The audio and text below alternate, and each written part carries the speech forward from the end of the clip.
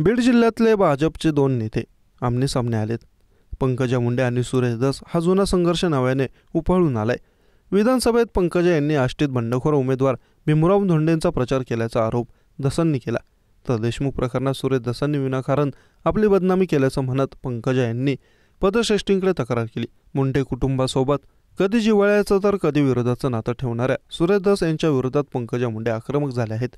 पंकजा मुंडे आणि सुरेश धस या भाजपच्या दोन नेत्यांमधला बेबनाव आता चव्हाट्यावर आला.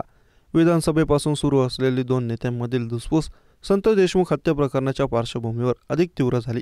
त्यामुळेच दोन्ही नेते कोणतीही भीडभाड न बाळगता एकमेकांवर जाहीर टीका करताना दिसत आहेत. आता हा वाद भाजपा पक्षश्रेष्ठींच्या दरबारात गेलाय.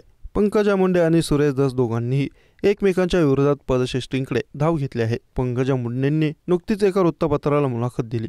धनंजय मुंडे बीडचे पालकमंत्री असताना गेल्या 3 वर्षात धसांनी कराड गँग विरोधात आवाज का उठवला नाही असा प्रश्न मुलाखतीतून उपस्थित केला गेला होता. सोबतच आपण भाजपाच्या राष्ट्रीय नेत्या असूनही धस आपल्यावर थेट आरोप कसे करतात याबद्दल आक्षेप घेतला आणि तिथंच पुन्हा वादाची ठिणगी पडली. त्यानंतर दोन्ही नेत्यांनी लोकसभा आणि विधानसभा निवडणुकीतील राजकारणाचा उल्लेख केला आणि भाजपातील कुरघोडींचं राजकारण उघडं केलं. आता भाजपमधलेच नेते एकमेकांना भिडल्याचं पाहून विरोधकांनी टीकेची संधी सोडली नाही. बीडमधले भाजपचे दोन्ही नेते आता जाहीरपणे एकमेकांच्या विरोधात बोलू लागलेत. देशमुखांच्या हत्या प्रकरणामुळे बीड सध्या राजकीय आणि सामाजिकदृष्ट्या संवेदनशील जिल्हा बनलाय. त्यामुळे या दोन नेत्यांमधला वाद आणि नाराजी भाजप श्रेष्ठी कशी दूर करतायत हे पाहावं लागेल.